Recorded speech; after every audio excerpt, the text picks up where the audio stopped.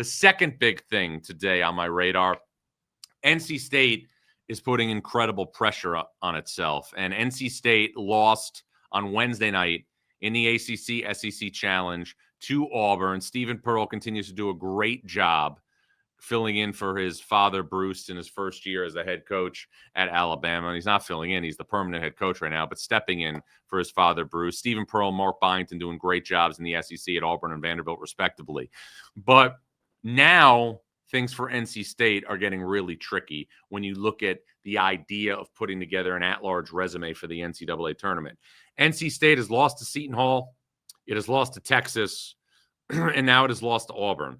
So NC State in power conference games so far this season is 0-3.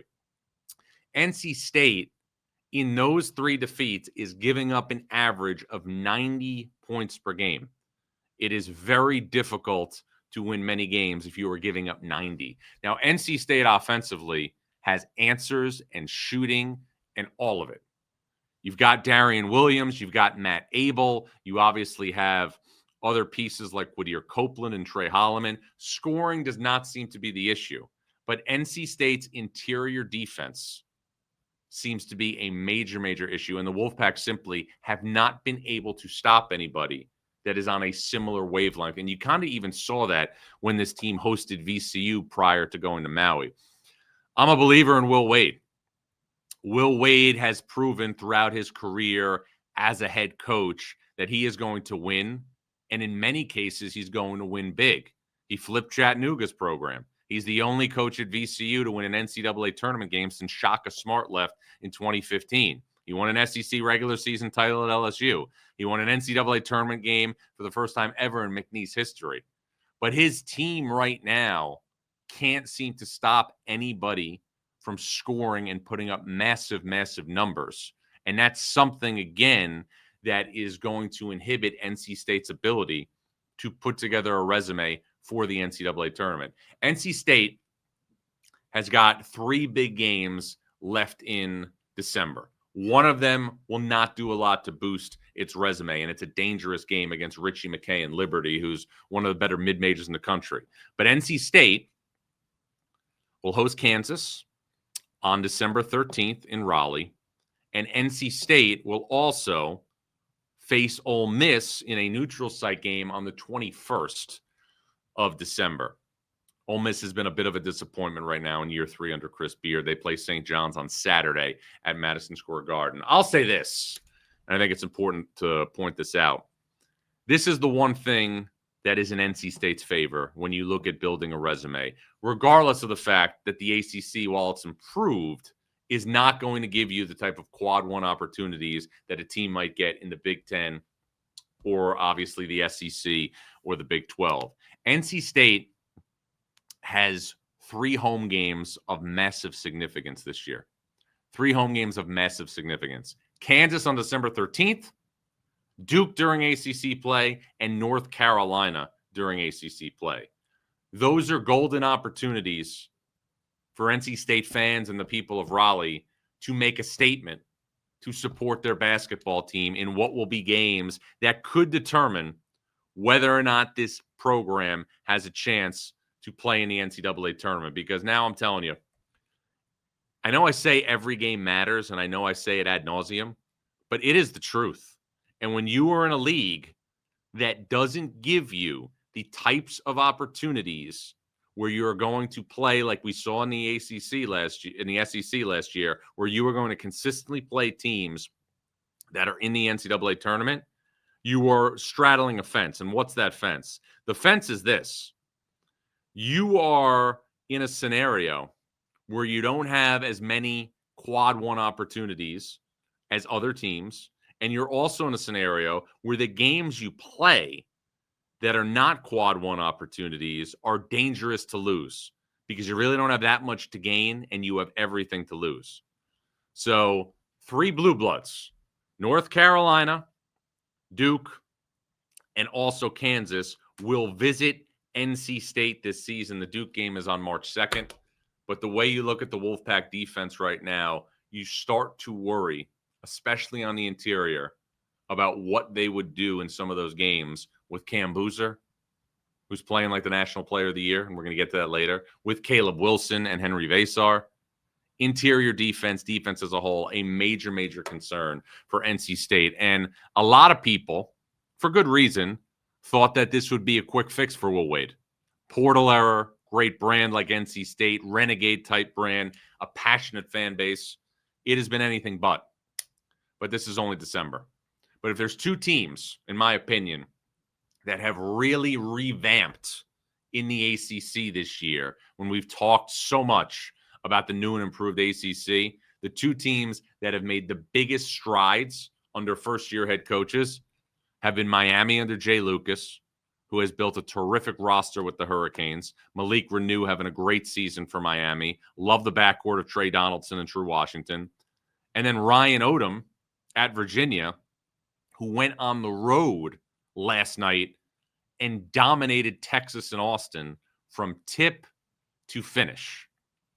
And I'm going to get to Texas in a minute here. But first of all, I want to point out that Virginia, who did as good a job as any team in the ACC as putting together a roster from scratch, looks to me the part of a team that not just can make the NCAA tournament, but could win a game or two in the NCAA tournament. Virginia has a point guard who was on a Sweet 16 team last year in Dallin Hall from BYU. Virginia has size up front with Testerritter and Johan Grunlow. Virginia also has shooting, on the wings with Jakari White. I love the young player in the backcourt, Chance Mallory. Mallory is a player that I think, will be, I don't want to say, an instant fan favorite, but I think he's somebody that I think by the time he's a sophomore or a junior, Chance Mallory will be somebody that the Virginia fans are making signs and T-shirts for. I think those two teams, Virginia and Miami, right now, along with Duke, Clemson, Louisville, SMU with Andy Enfield and Boopie Miller, and North Carolina all look like teams as of today, and I do a bracket projection every Friday, that would be in the NCAA tournament.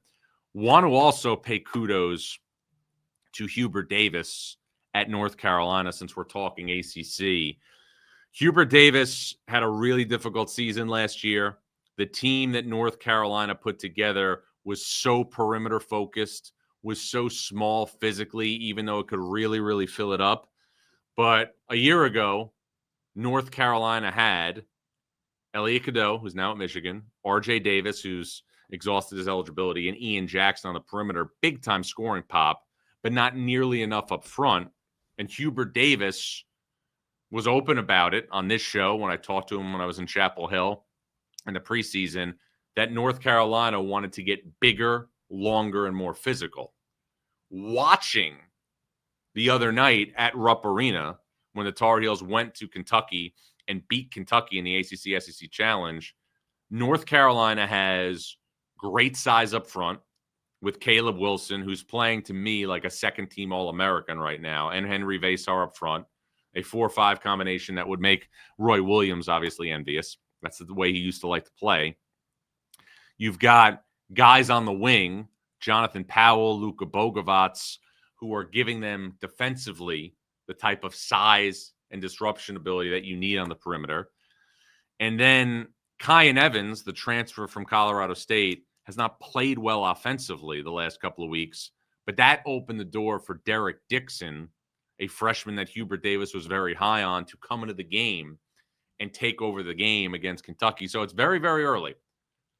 But North Carolina in November had a big win against Kansas in Chapel Hill, a win that Hubert Davis had to have. And then North Carolina's best returning player and an all-ACC first-team caliber player, Seth Trimble, who's a terrific perimeter defender, was lost with a wrist injury. Everything I gather, and Hubert Davis said this in his press conference earlier this week, is that Seth Trimble is doing better. I don't have a timetable yet. I get the feeling, though, a month from now, he's going to be out on the floor. But if North Carolina can get by Georgetown this weekend, North Carolina then is going to have navigated this stretch of power conference games without Seth Trimble unscathed until it gets to December 20th against Ohio State in the CBS Sports Classic. That's pretty impressive. The only blemish right now for the Tar Heels is the Michigan State game on Thanksgiving Day in Florida. And I'll say it, again, I know Cam Boozer's getting a lot of attention, and he should. He's running away right now with the National Player of the Year race. It's not close.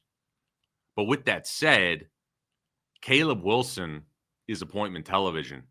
Caleb Wilson is somebody who I would pay to watch play. He made a pass in the Kentucky game, a full court pass for a run out for a layup. That was just a thing that you don't see freshman big men normally do. And I think now when you're looking at, and I'm always looking at big picture in terms of who is going to be potential All-Americans, who's going to be National Player of the Year candidates. I think when you look at the fact that North Carolina is again winning at a high level, and North Carolina is again moving into the top 12, 13 teams in the country, Caleb Wilson, if the season ended today, which it doesn't, would be a first or second team All-American. I'm always somebody, and I'll get into this, later on, who wants to reward the winning, the teams that are winning at the highest of levels. And North Carolina right now, if it can get by Georgetown, will likely go into that game on December 20th in the CBS Sports Classic against Ohio State, which is one loss. Now, I singled out a couple minutes ago Miami and Virginia as the teams in this revamped ACC that are making the most statements under first-year head coaches. Virginia's win over Texas on Wednesday night in the ACC-SEC Challenge was the most surprising result that I have seen so far in the 25-26 season. Not just the fact that Virginia won the game, but the way it won the game with sheer dominance from tip to finish. And Sean Miller, as everybody knows, is one of the best coaches in the game. 4 Elite Eights, 2 tours of duty at Xavier, went to the Sweet 16 a couple of years ago in 2023. Texas felt like, to me, an NCAA tournament team. Texas, I know, lost to Arizona State and Maui. Texas, was beaten pretty handedly by Duke. I did not expect what happened in Austin to happen on Wednesday night.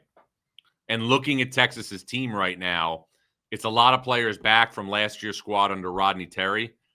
But this right now is a team that is going to have to go into the SEC. This right now is a team that is going to have to go to UConn a week from Friday. And Texas, out of all the teams I watch in the ACC-SEC Challenge, is maybe the team that you look at, in addition to NC State, who Texas beat in Maui, that's straddling a fence.